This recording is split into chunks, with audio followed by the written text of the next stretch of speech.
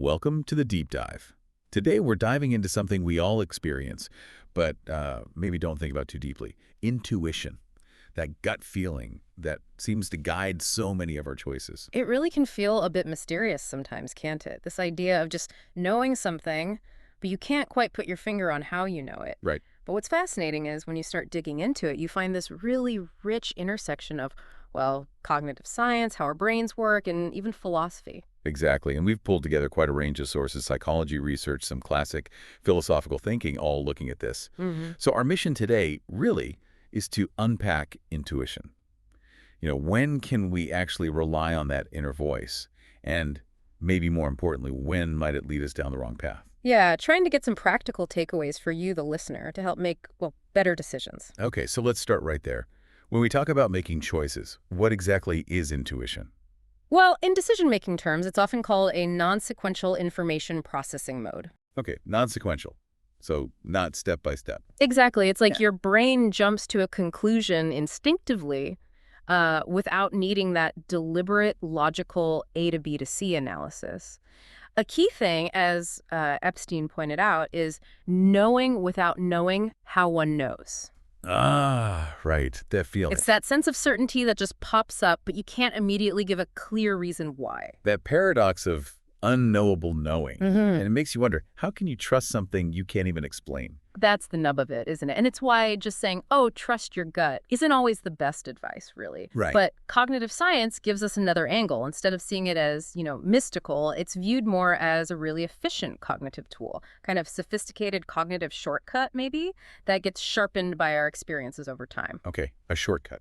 Yeah, think about Herbert Simon's work on bounded rationality. He pointed out we humans have limited info, limited time, limited brain power. Sure, we can't analyze everything perfectly. Precisely. So intuition helps us make quick, good enough decisions within those limits. Like, pulling your hand away from a hot stove, that's kind of basic intuition. A super fast response learned from past experience. It connects right back to survival stuff. So it's definitely more than just a random guess.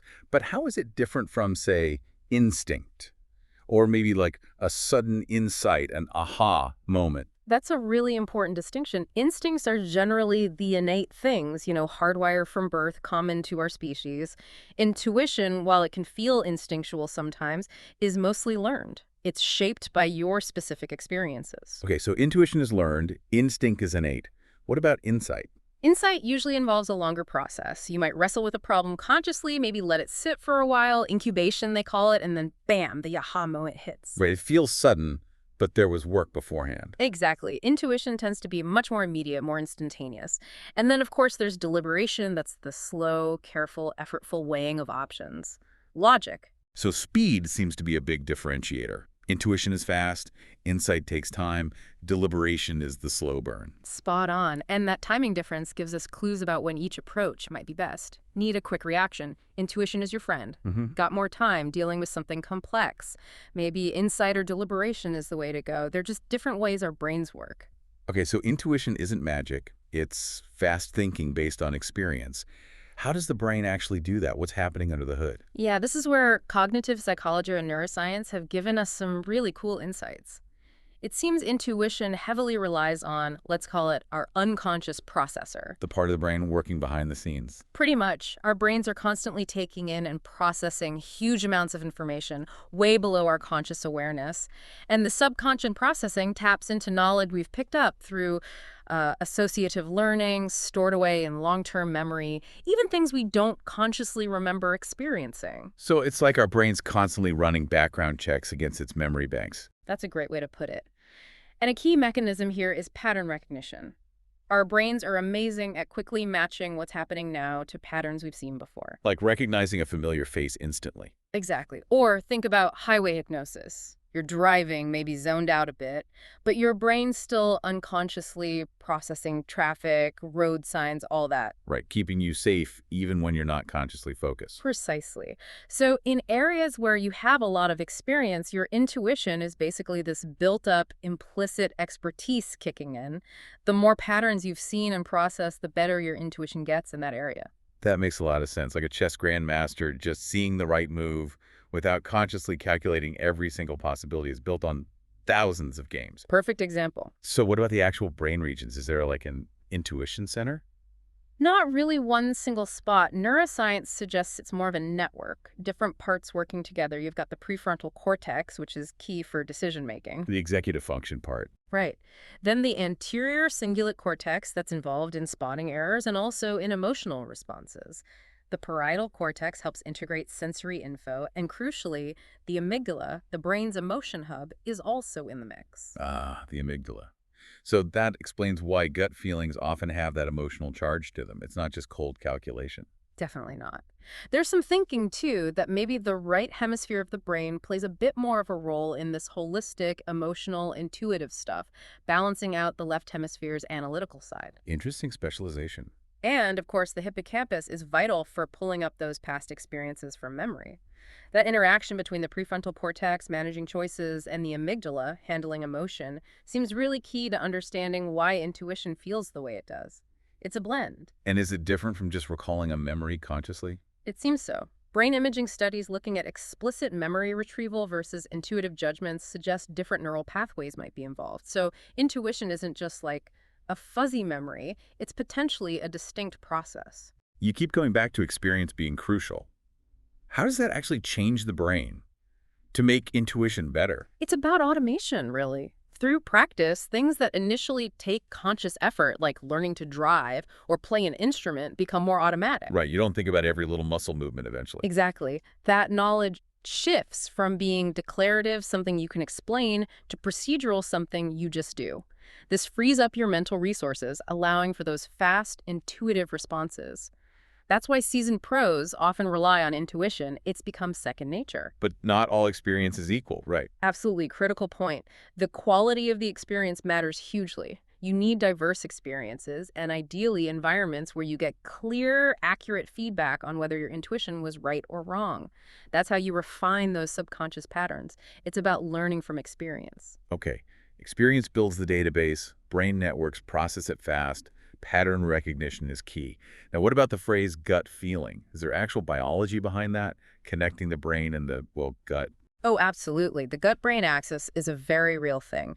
Our digestive tract has this massive network of neurons, the enteric nervous system, or ENS. People sometimes call it the second brain. The second brain. Yeah. And it's constantly talking back and forth with our actual brain, mainly via the vagus nerve.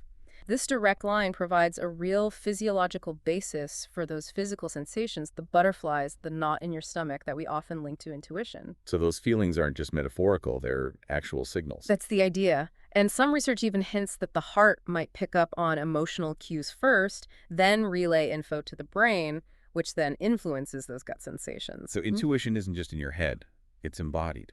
Involves your whole body. Exactly. It's a much more holistic process than we might think. And this has practical implications too. Things like mindfulness or meditation, practices that help you tune into your internal bodily sensations. Your interoception might actually make you better at noticing and interpreting these subtle intuitive signals. That makes sense. Being more aware of your body helps you pick up its messages. Right. And just your overall physical health and how well you manage emotions can also affect how clear and reliable those signals are. Fascinating stuff. Okay, so from cognitive shortcuts to brain networks to the gut, there's a lot going on with a simple hunch. Let's switch gears a bit. How did philosophers think about intuition? It's not just a modern science idea, is it? Not at all. Philosophers have been wrestling with intuition for centuries. In classical philosophy, it was often seen as this unique source of knowledge, totally separate from sense experience or logical deduction. Like a third way of knowing. Kind of, yeah. A way to grasp truth you couldn't get to otherwise. They were trying to figure out how we could know things without reasoning it out step by step. So a kind of direct seeing, almost. In a way. Immanuel Kant, for example, thought intuition was essential for connecting what our senses tell us with how we understand the world conceptually. He talked about pure intuitions, like space and time. Things we just know without learning. He argued they were fundamental structures in our minds that actually shape how we experience anything. Like, you can't understand events happening one after another without an inherent intuition of time. Okay. Then you had someone like Henri Bergson, who saw intuition as a more direct, holistic way to grasp reality itself, things like the flow of time, the life force, and he even thought it might be superior to the intellect's way of breaking things down. And more recently. Well, Edmund Husserl, the father of phenomenology, put intuition right at the center. He focused on directly grasping consciousness, our lived experience. He talked about seeing the essence of things intuitively. Seeing the essence. Yeah, his Wiesenschau. And others too, Steiner connecting it to spiritual truths, Kierkegaard to subjective personal truths, Bachelard looking at its role in science and poetry, Spinoza seeing it as grasping interconnectedness. Lots of different angles. So a common thread seems to be intuition as this fundamental way of knowing, beyond just senses or logic. Definitely. And that leads to this idea of intuition being the source of a priori knowledge. Things we seem to know without direct experience, like basic logic, math axioms. Stuff that just seems obviously true. Right. Or even fundamental moral principles. Some philosophers argued we just intuit that certain things are right or wrong, that it's self-evident. But is that intuition really tapping into some objective truth, or are we just recognizing rules we've made up? That's a big debate. Are these fundamental truths things we discover via intuition, or are they just useful human conventions or frameworks? So is intuition the bedrock of reason and ethics, or just recognizing human structure? Exactly. It's a really deep question about what knowledge actually is, a real philosophical puzzle. Definitely adds another layer to just trusting your gut. Okay, let's swing back to psychology. You mentioned dual process theories. How do intuition and analysis fit together there? Right. Dual process theories basically say we have two main ways of thinking.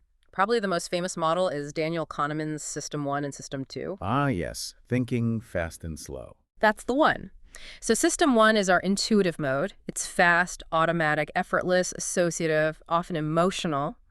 It uses those heuristics, those mental shortcuts, and relies heavily on experience. Okay, that's the fast thinking. Right. System 2 is the analytical mode. It's slow, deliberate, requires effort. It's conscious, rule-based, logical.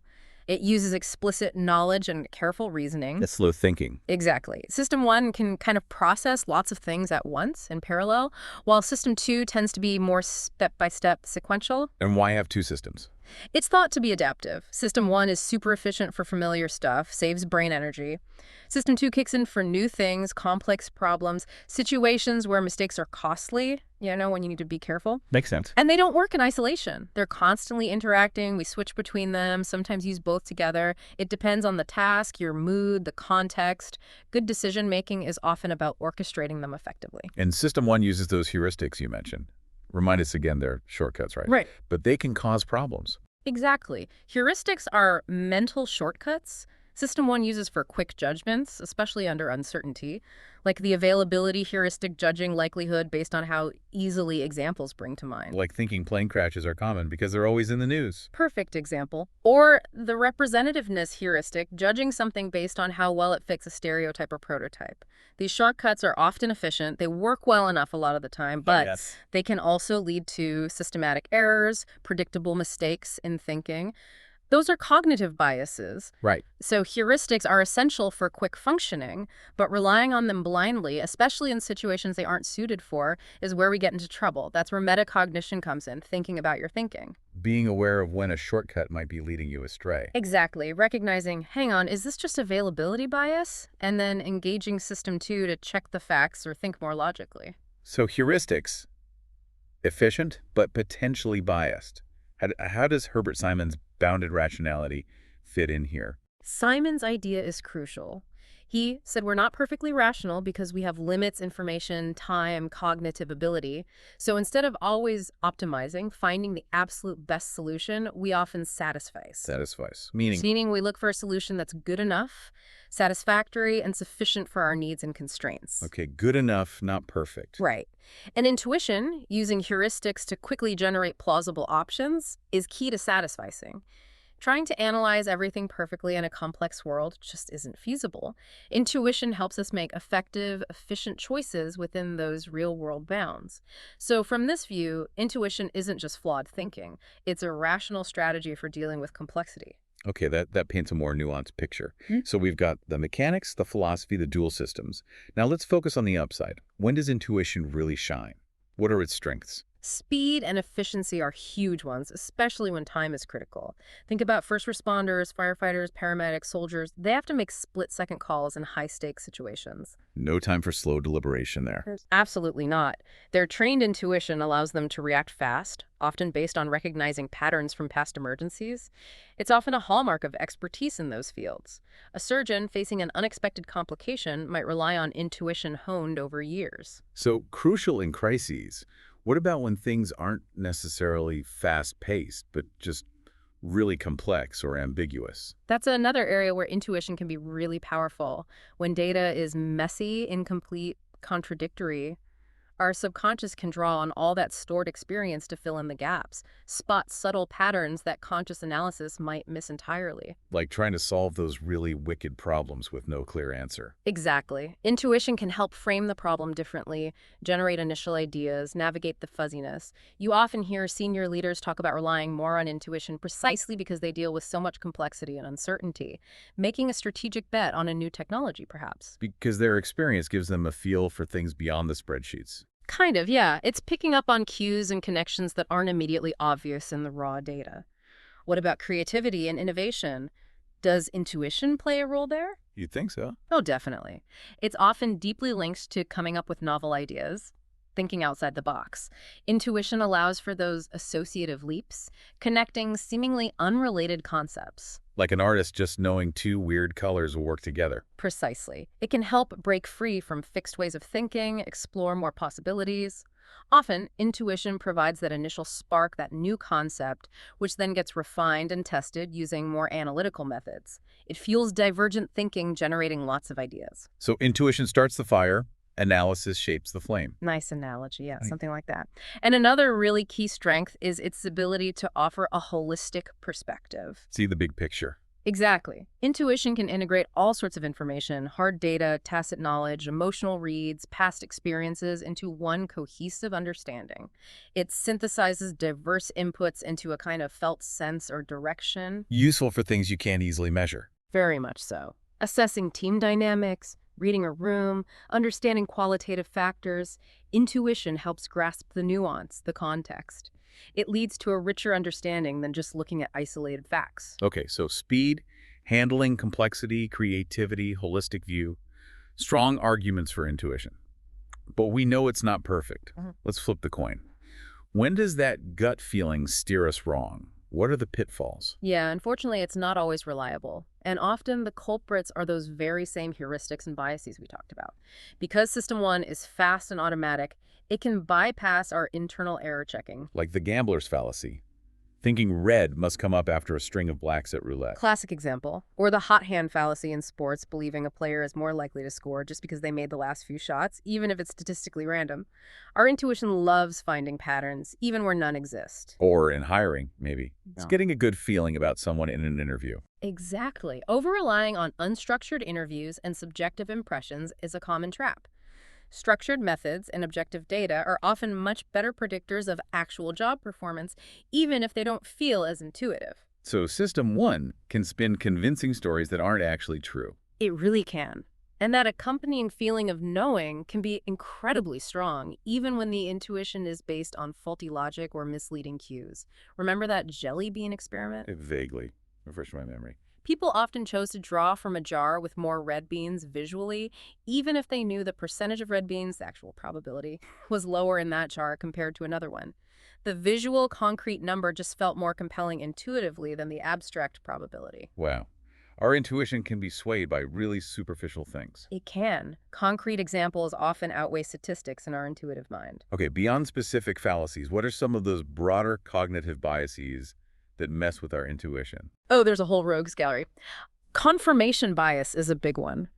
We tend to favor information that confirms what we already believe, so our intuition feels right because it aligns with our existing views. We see what we want to see. Pretty much. Then there's anchoring bias, getting stuck on the first piece of information we hear. The availability heuristic we mentioned, overestimating things that are easy to recall. Overconfidence bias, trusting our intuition too much, especially outside our expertise. Uh-oh. Status quo bias, preferring things to stay the same just because it's familiar. Loss aversion, feeling losses more strongly than gains, which warps our risk assessment. Hindsight bias, thinking we knew it all along after the fact. Retrievability bias, giving more weight to easily recalled info. It's a long list. It really is. It feels like our brains are almost wired to make these kinds of intuitive errors. They seem to be quite systematic, yes. They're features, not bugs.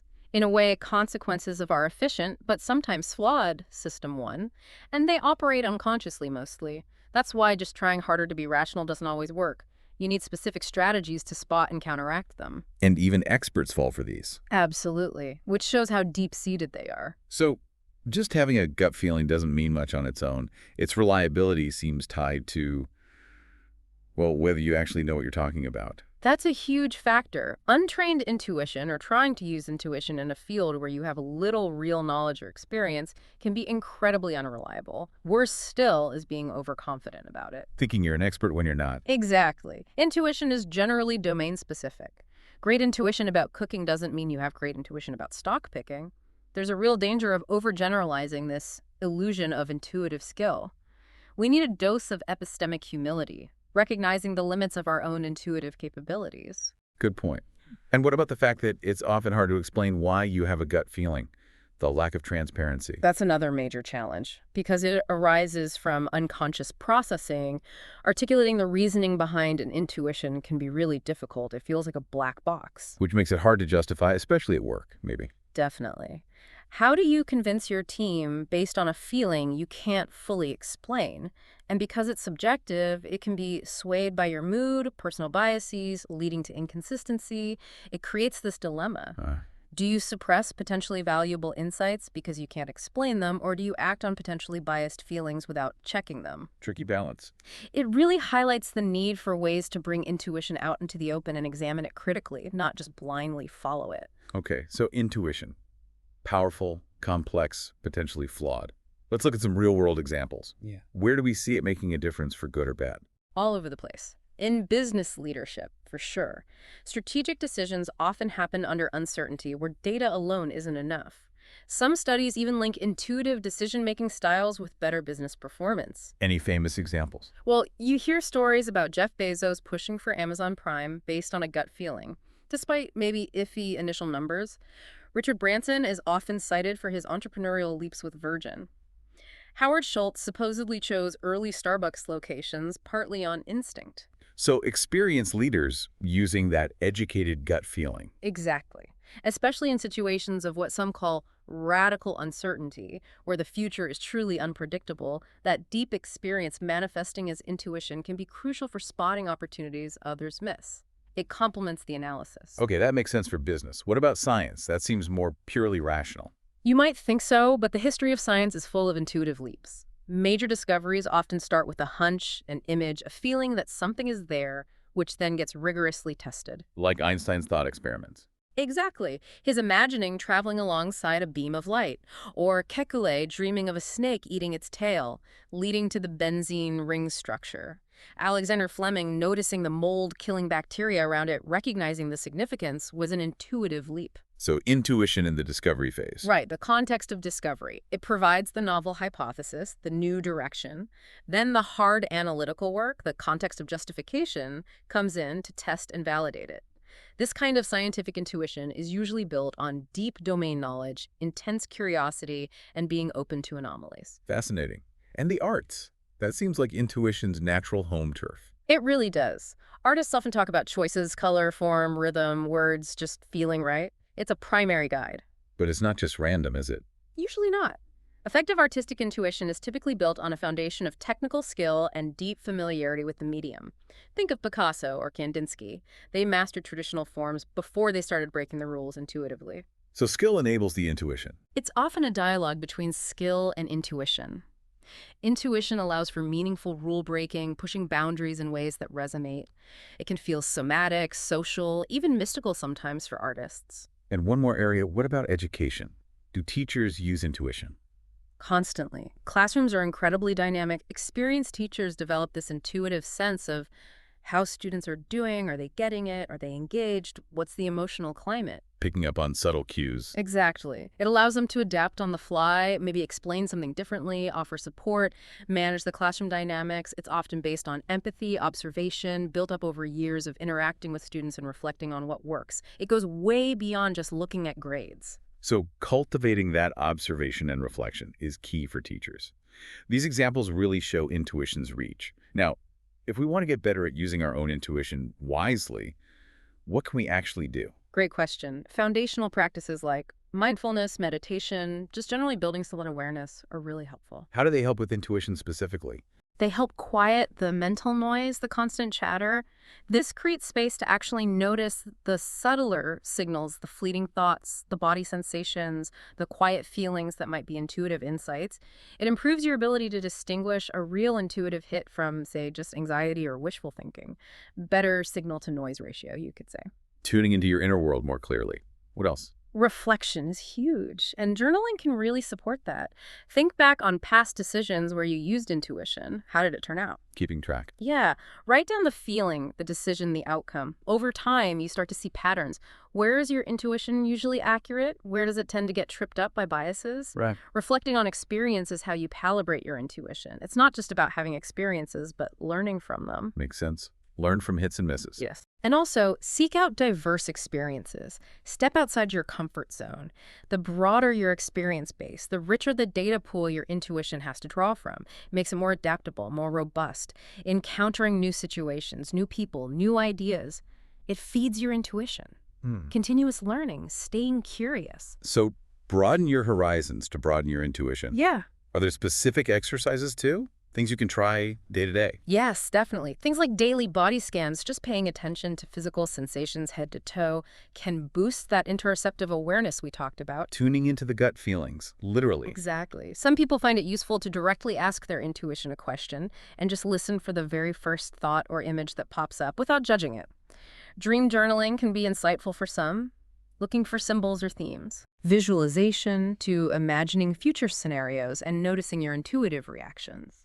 Even using things like vision boards or maybe tarot cards, not necessarily for prediction, but as prompts to explore your intuitive responses. Role-playing scenarios can help you practice tuning in. The key is experimenting to see what helps you access those non-analytical insights. So lots of different tools to try. What about formal training? Is that a thing?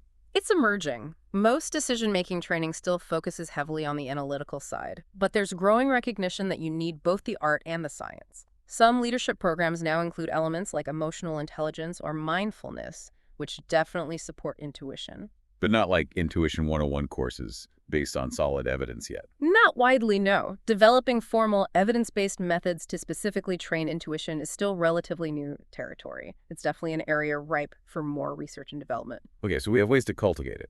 But the million-dollar question remains. When making a specific decision, how do you know if you should actually trust that gut feeling? Are there any checks? That really is the core issue. One important check is the environment itself. Ask yourself, is this a situation or domain that's relatively predictable? Does it have stable rules? Do I usually get clear feedback on whether my choices were right or wrong here? Like Hogarth's kind versus wicked environments. Exactly. Intuition is generally more trustworthy in kind environments where patterns are stable and feedback is reliable. Think chess, maybe certain types of medical diagnosis. It's much less reliable in wicked environments like long-term political forecasting or stock market prediction, where things are highly complex, rules change, and feedback is often delayed or ambiguous. So context matters hugely. If it's a totally new, unpredictable situation, maybe be more cautious about that gut feeling. Definitely more cautious. And that ties directly into the role of expertise. Is this an area where you have genuine, deep experience built up over time with good feedback? Back to the seasoned expert versus the novice. Right. True experts develop that refined pattern recognition.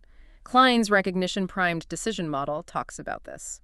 They rapidly match the current situation to past ones and often make very accurate, intuitive calls within their domain. And they probably know the limits of your expertise, too. A good expert usually does, yes.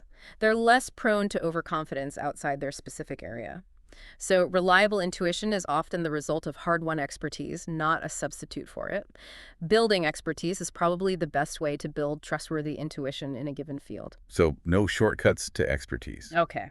Besides assessing the environment and your own expertise, Are there any quick checklists or methods you can use in the moment? Yes, a few practical tools exist. Kimberly Cohen-Hatton developed a simple checklist for high-pressure decisions. What are my goals? What do I expect to happen if I do this? What are the risks and benefits? Just running through those quickly can add a layer of checking. A quick sanity check. Exactly. There's also the HAD method, HAGH for mental hygiene. Quickly check for obvious biases. A for expansion of information. Is there any critical piece of info I'm missing? D for disconnection.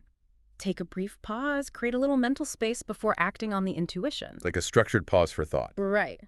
These methods act like scaffolding. They don't replace intuition, but they help you examine it, integrate it with a bit of system 2 thinking, and make a more conscious choice about whether to trust it. Bringing system 1 and system 2 together deliberately. That's the goal. Ultimately, the best decision-making often involves this dance between intuition and analysis. Use data to check your gut. Use your gut to question the data.